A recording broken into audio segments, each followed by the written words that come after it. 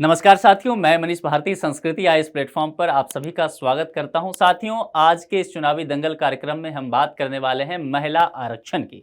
आप जानते हैं, लंबे समय से एक डिमांड था महिलाओं का, देश के लोगों का, कि महिलाओं का राजनीतिक में सहभागिता कम है, उनका जो आप कह सकते हैं प्रतिनिधित्व कम है, तो उनके लिए विशेष व्यवस्था किया जाए और 33% आरक्षण दे दिया जाए, लोकसभा में भी और विधानसभाओं में के चुनावों में भी।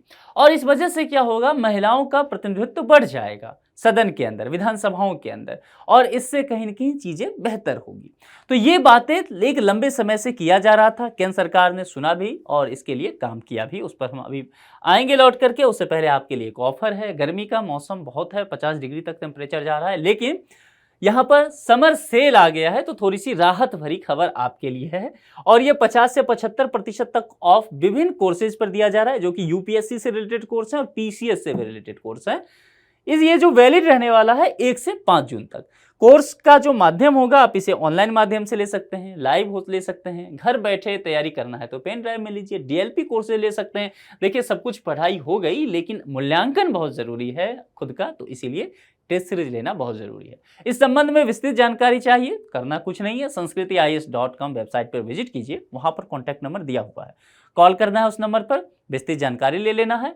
ऑफर तो है ही, 50 से 75% तक का ऑफ है, तो गर्मी में एक शुभ काम कर लेना है और जल्दी से नामांकन करा करके तैयारी में भिड़ जाना है। आने वाले समय में फिर कलेक्टर साहब बनके आपको चुनाव कराने भी जाना है। ठीक है, तो चलिए अब आते हैं महिला आरक्षण अपने मुद्दे पर। देखिए, महिला आरक्षण की जब बात की गई तो निश्चित तौर पर इसमें संविधान संशोधन की आवश्यकता हुई, और इसको लेकर के हमारे संविधान में इस तरह का काम हुआ भी। 106वां संविधान संशोधन अधिनियम लाया गया। राज्य विधानसभाओं और संसद में महिलाओं के लिए सीटों की कुल संख्या का एक तिहाई बोले तो 33% जो है आरक्षित करने का प्रावधान कर दिया गया। 33% कोटा के भीतर भी कोटा दिया गया, यानी कि इसमें एससी एसटी के लिए उप आरक्षण की व्यवस्था की गई। समझ में आया मामला? यानी कि मान लेते हैं ये 100 सीट है, तो 100 सीट में से 33 सीट जो है वुमेनिया के लिए हो गया, महिलाओं के लिए। और इस 33 में भी डिफाइंड कर दिया गया कि होगा महिला ही रहेगी, लेकिन मान लेते हैं इसमें कुछ सीट एससी महिलाओं को मिलेगा, कुछ सीट एसटी महिलाओं को मिलेगा, कुछ अदर्स और रहेंगे, लेकिन सभी महिलाएं ही होगी। तो आरक्षण के अंदर आरक्षण की बात की गई, उप आरक्षण इसको कह दिया हमने टेक्निकल भाषा में। आरक्षित सीटें राज्य या केंद्र शासित प्रदेश के विभिन्न निर्वाचन क्षेत्रों में रोटेशन द्वारा आवंटित की जाएगी। ध्यान रखना है, ये नहीं कि एक जगह जो हो गया वही फिक्स हो गया वही सीट। भैया, आज आपका लोकसभा क्षेत्र आरक्षित है महिलाओं के लिए, अगली बार किसी और लोकसभा क्षेत्र में ऐसा हो सकता है। हर परिसीमन के बाद सीटें बदली जा सकेंगी। यह आरक्षण वर्ष 2024 के लोकसभा चुनाव में लागू नहीं होगा।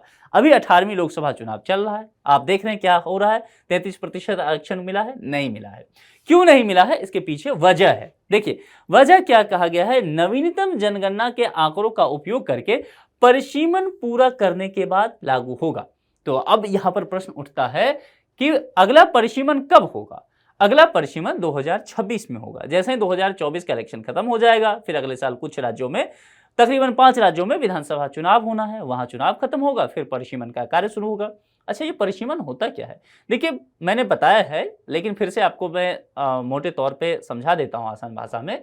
परिसीमन ये होता है कि इसमें यह तय किया जाता है, परिसीमन आयोग रहता है, चुनाव आयोग, ये सब मिलके काम करते हैं, ये बाबू साहब सब, और ये तय करते हैं कि लोकसभा क्षेत्र इतना जो है इसका एरिया ये होगा, या एक लोकसभा क्षेत्र में इतनी जनसंख्या आएगी, तो जनसंख्या वगैरह को ध्यान में रखते हुए क्षेत्र ये तय कर लेते हैं, उसके आधार पर सीट होता है। अभी जैसे 543 लोकसभा का क्षेत्र है ना, तो आप देखिएगा 2026 में जब परिसीमन होगा तो ये सीट बढ़ेगा, और पहले से ही पार्लियामेंट नया वाला तैयार है, तो सीट जब बढ़ जाएगा तो उसमें आराम से बैठ भी सकते हैं, कोई समस्या नहीं होगा, बैठने का पर्याप्त व्यवस्था कर दिया गया। हाँ, पुराना वाला जो लोकसभा है उसमें मैं एक बार गया था, बहुत कंजस्टेड थे और बहुत मतलब बैठना मुश्किल था वहां पर, तो नए मेंबर आ भी नहीं सकते थे।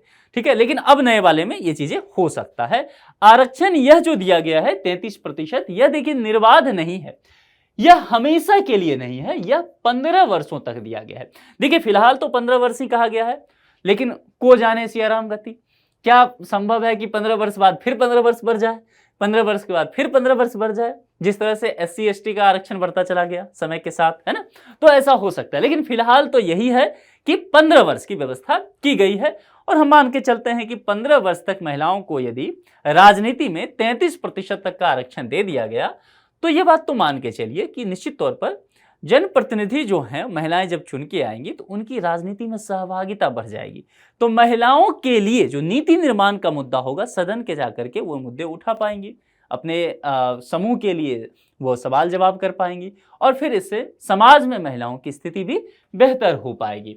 अब देखिए, इसके लिए संविधान में कुछ संशोधन करना पड़ेगा, कुछ अनुच्छेद हैं जिस पर काम करना पड़ेगा। अनुच्छेद 330A, लोकसभा में महिलाओं के लिए सीटों का जो आरक्षण किया जाएगा, इसके तहत अनुच्छेद 332A, राज्य विधानसभाओं में महिलाओं के लिए जो आरक्षण की व्यवस्था की जाएगी। अनुच्छेद 334 से आरक्षण 15 वर्षों तक इसकी व्यवस्था और अनुच्छेद 239AA यानी कि दिल्ली विधानसभा में महिलाओं के लिए सीटों का आरक्षण।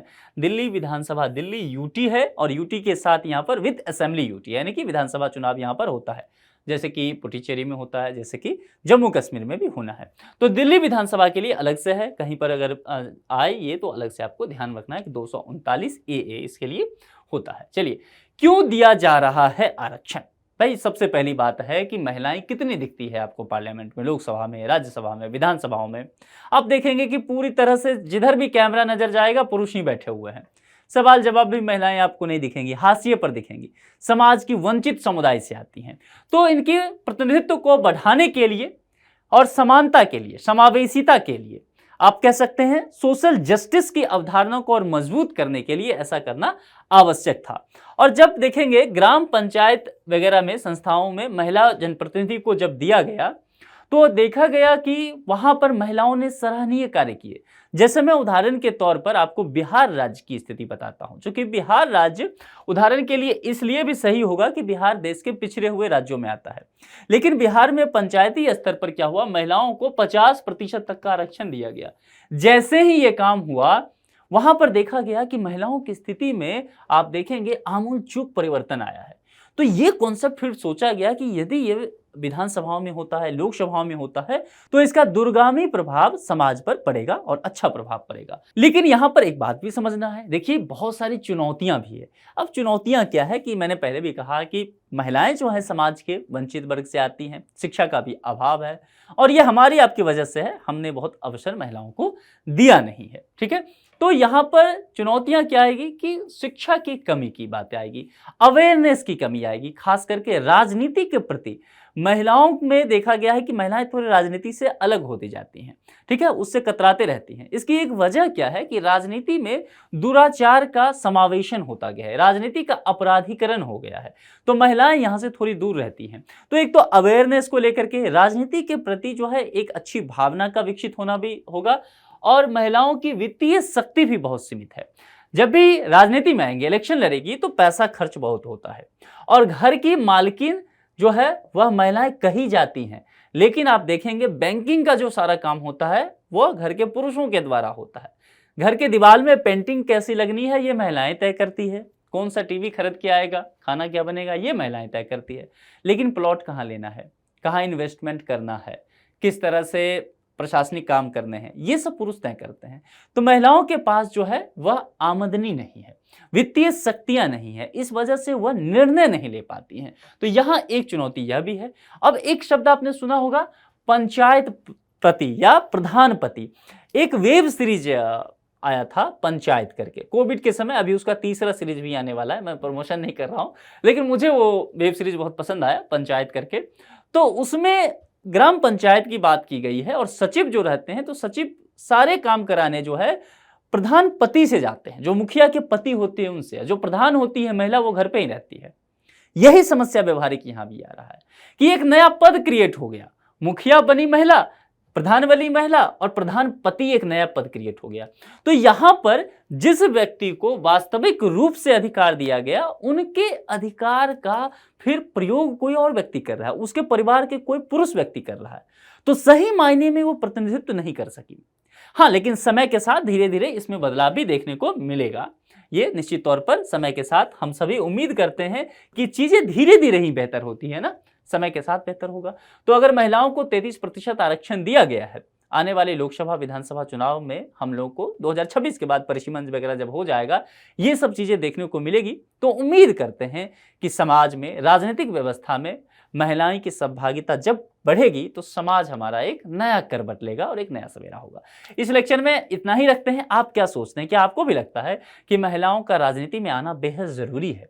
महिलाएं सिर्फ घर में रसोई संभालने के लिए नहीं बनी है, बल्कि वो प्रशासन में आए, राजनीति में आए। आज तो अंतरिक्ष में महिलाएं जा रही है और ऐसा करके समाज और बेहतर हो सकता है। अपने विचार कमेंट बॉक्स में जरूर लिखिए। आज के इस लेक्चर में इतना ही। किसी दूसरे लेक्चर में किसी दूसरे मुद्दे के साथ आपसे मुलाकात होगी। अपना बेहद ख्याल रखिए। Thank you.